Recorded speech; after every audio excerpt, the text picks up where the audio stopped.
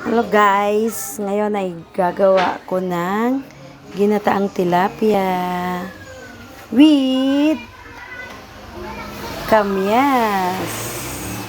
Ito po yung original na kamyas. With original kamyas. Okay? Tapos lalagyan, babalutan. Babalutan ko siya ng ano ba to? Ng pitsay. Lagyan ko siya ng konting sili. Tapos, lalagyan ko siya ng talong.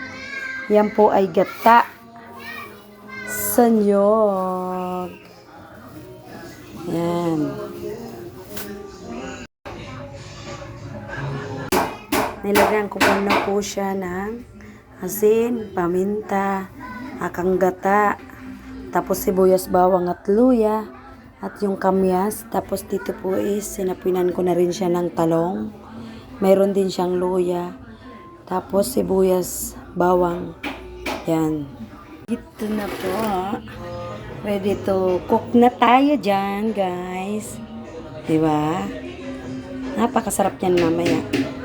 Binalot sa pitsay with kamyas, kakang gata. Sa wakas, luto na po ang aking tilapiyang binalot sa pitsay. Luto na po siya, guys. Sarap niyan kasi with kamyas. Waiting for ano na lang yan, chibugan. Ano, guys?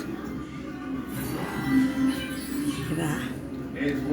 Kukuha tayo ng ulo with tutong na kanin. Hayop na nagsisimula sa letter B. Hindi ko ito, matago. Sandali lang.